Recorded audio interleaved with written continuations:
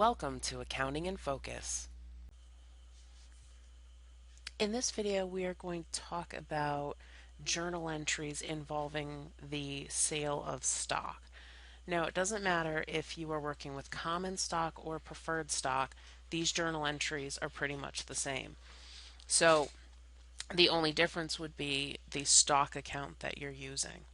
Okay, so let's start breaking this apart. We've got the company sold 10,000 shares of common stock for $5 per share. Okay, so, and then it says record the journal entry under the following conditions. So we're talking about no par, $1 par, and $3 stated. So in order to be able to do these journal entries, you have to understand what that means. What does no par mean? What does par value mean? What does stated value mean? Okay, so when you're talking about par value is the face value of the stock. Okay, so I like to think par equals face value.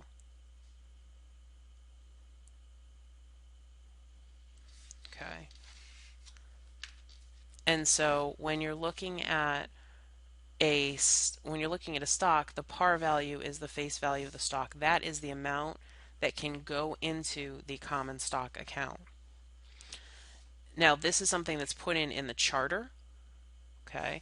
So this is the official value of the stock.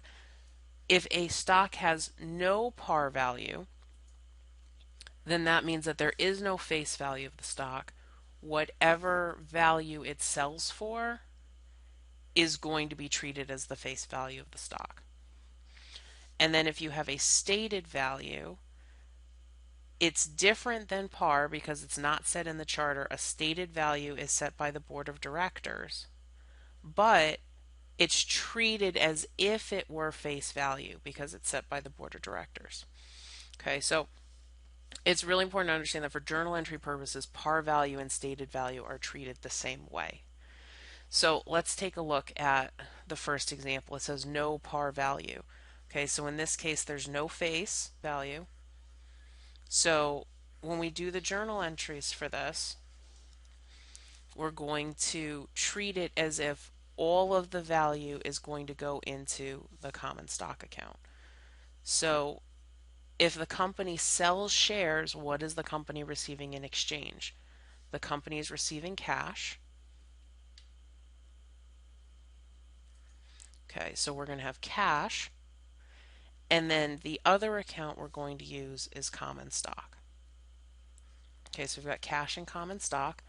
So let's take a look at what we've got here. So I've got 10,000 shares at $5 per share.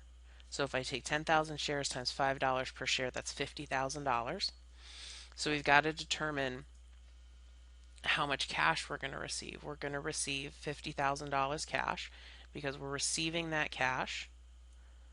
That is my debit. And then all of the $50,000 is going to go into the common stock account. Okay, so cash is my debit, common stock is my credit. Now, what happens if we have a $1 par value? Remember, par value means face value. So I've got a $1 face value. And so I'm still receiving $50,000 in cash. So we're still going to have cash for $50,000. We're going to have common stock. So let's start off with those two. So I'm still going to receive $50,000 in cash. My common stock, remember, if it's got a par value, I can only put $1 per share into the common stock account. $1 per share times 10,000 shares is $10,000. So now I've got $40,000 left in order to make this journal entry balance. That $40,000 is an additional amount that the shareholders are paying for the stock. So it's additional capital that they are paying above the par value. So we actually call this additional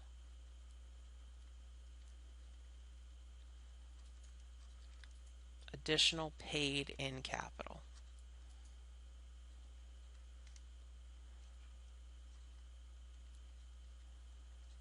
and that's additional paid-in capital for common stock. You have to specify if it's common stock, preferred stock, or treasury stock. In this case, it's common stock. So we're going to do additional paid-in capital common, $40,000. Okay, now let's look at the last example. So the last example, I've got $3 stated value. So remember that if we've got stated value that replaces par, okay, so we're going to treat it as if it had a $3 par value for journal entry purposes. So if that's the case, then what we're going to do is we're still going to have cash. Okay, and my cash is $50,000. I'm going to have common stock.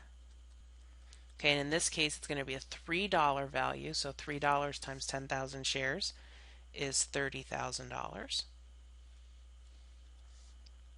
And then the difference, which would be 20,000 or $2 per share, that is going to be additional capital paid in. So we call that additional paid in capital for common. And that's it. Okay, so par and stated value are treated exactly the same way for journal entry purposes. No par value is the only time that you put everything into the common stock account. If you have any questions about this video, please make sure that you leave them in the comments below. I hope you'll like this video and you'll share it with your friends. Thanks. Have a great day.